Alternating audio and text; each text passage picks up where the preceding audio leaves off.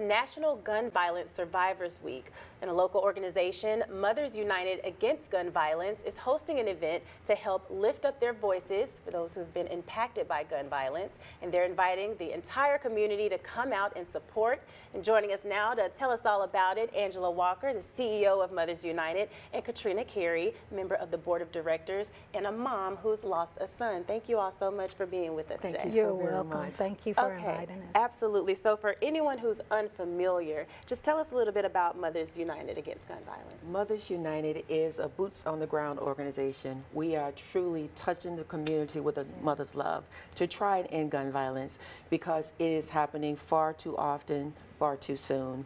And as we are celebrating the National Gun Violence Survivors Week, it is the 6th annual, and we are really helping those to lift their voices so people can hear, they can see, and experience the impact, what their violence, what their acts of violence is causing. And so we want the voices to be lifted, and we want the standard to be raised so that they can know that we're standing to fight against all of the atrocities and the pains.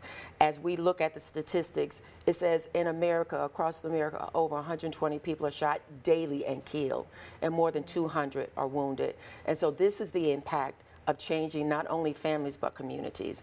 And so we are here to help stop that. Absolutely. And so there's an event coming up, and so just tell us a little bit about that and how you want that to help with the community as well. Yes, as a mother and a survivor of my son being murdered, this event will cultivate the community to come together, because if you think about the word community, the last 5 letters of community is unity. Yes. So we have to come together to see what these young men need, to see what the young women need, so we can try to save a life.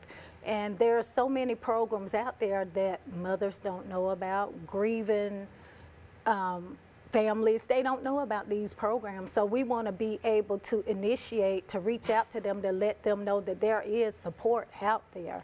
I was able to get that support, and it's awesome. It's brought me a long way because grief is so many stages, so we need to get them to the healing point. Absolutely. And as someone who has lost a son, you can directly tell them, that this is something that you need and that healing process and something that Absolutely. Yeah, absolutely. Absolutely. So other than, just educating people on gun violence, what's one of the biggest things you want people to take away from this event? One of the biggest things we want them to take is that for the perpetrators, we want them to know that there are alternatives.